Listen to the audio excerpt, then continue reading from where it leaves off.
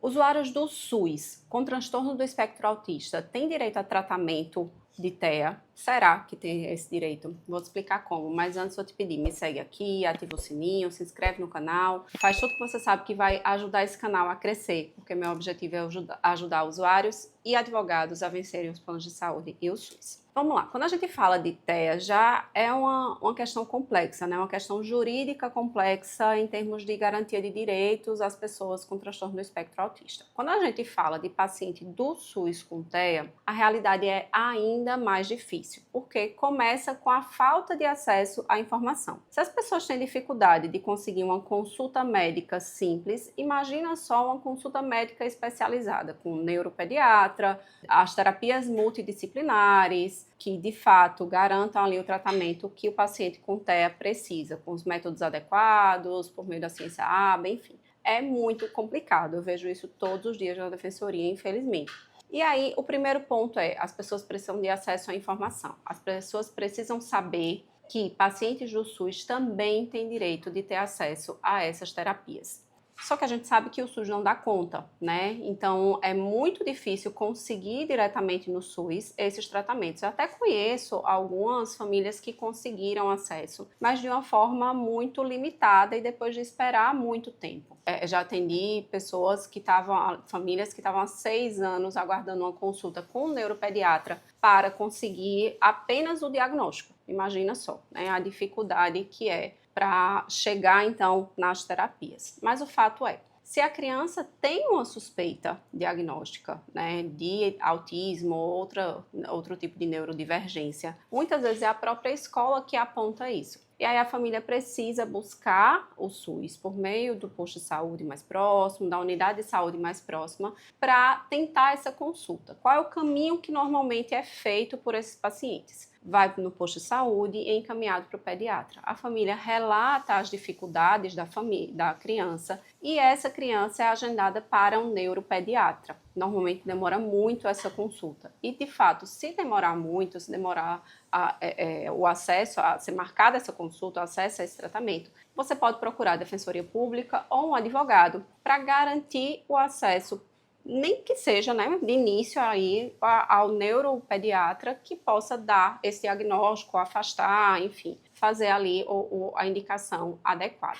Havendo a indicação de tratamento, e os tratamentos para TEA são essencialmente tratamentos multidisciplinares, com fono, terapeuta ocupacional, psicólogo, psicopedagogo, enfim, são várias terapias. O SUS é obrigado a fornecer. Inclusive, existe um manual do SUS, né, de 2015, que recomenda o fornecimento o oferecimento à população dos tratamentos de TEA. E muitas cidades, né, isso é uma rede de atenção básica e por isso são os municípios que são responsáveis por esses atendimentos, por fornecer esses atendimentos. Muitas cidades já vêm, de fato, ajustando aí suas redes para atender a esse público com autismo. Em Recife já temos algumas unidades de atenção, em algumas cidades em Pernambuco a gente já tem algumas unidades de atenção básica que oferecem esses tratamentos, mas ainda de forma insuficiente. E o que acontece? Se a pessoa não tem acesso ao tratamento adequado, se o paciente não está tendo acesso ao tratamento adequado,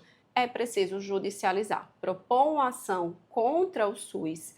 Normalmente a gente coloca ali no polo passivo, né? A gente demanda contra o município, que é a rede de atenção básica, mas também pode ser incluído o Estado, a União, porque as 3 esferas de poder, como a gente chama, são responsáveis pelo fornecimento desse tratamento. Mas o município eu considero importante estar no polo passivo da ação. E a gente vai pedir que o juiz determine que o Estado, o município, forneça esse tratamento. Se não for fornecido no prazo que o juiz determinou, aí o paciente tem direito a ter esse tratamento coberto na rede particular, né? O paciente vai ter que ali no processo juntar orçamentos de clínicas particulares e o juiz vai determinar o pagamento, o custeio do tratamento na rede particular, pelo menor orçamento que for apresentado. Agora, alguns detalhes que são muito importantes. Primeiro, é um tratamento de alto custo. Os juízes têm exigido a comprovação da hipossuficiência da parte para determinar que o Estado, o SUS, forneça esse tratamento. Até porque não faz sentido uma pessoa que tem condições de pagar, nem que seja um plano de saúde, ficar ali fazendo um tratamento custeado pelo SUS, principalmente fora da rede do SUS, né, fora da rede pública, e gerando um alto custo para o SUS. O segundo ponto é que, em regra, os juízes só têm deferido as liminares, pelo menos aqui em Pernambuco, depois de ouvir o notijus, na verdade, depois de ter uma nota técnica do núcleo de assistência técnica aí do judiciário, como a gente chama notijus. Esse núcleo é bem controvertido, na verdade, a validade dos pareceres. O judiciário aceita de forma absoluta, né? Mas nós, enquanto defensores, advogados especializados, podemos sim contestar essas notas técnicas que são elaboradas, porque a gente sequer sabe qual é a especialidade de quem está elaborando essa nota técnica. Mas o fato é, as notas técnicas têm indicado que, de fato, há uma recomendação para que sejam feitos esses tratamentos. Algumas vezes, elas fazem ressalvas no sentido de que não há evidências científicas suficientes para indicar que o tratamento seja feito pelo ABA, pela ciência ABA, ou pela abordagem Prompt, SPECS, enfim. Eles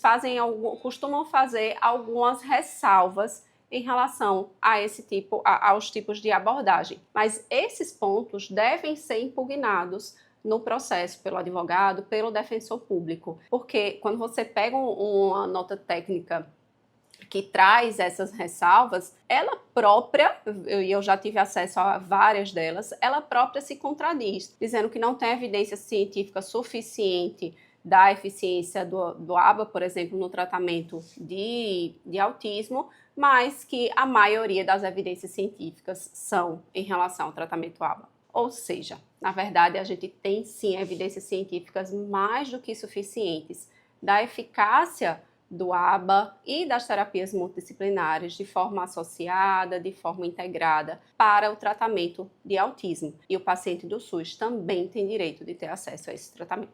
Espero ter te ajudado. Se você tiver alguma dúvida sobre esse ou outro tema, deixa aqui que eu vou ter o maior prazer de te responder.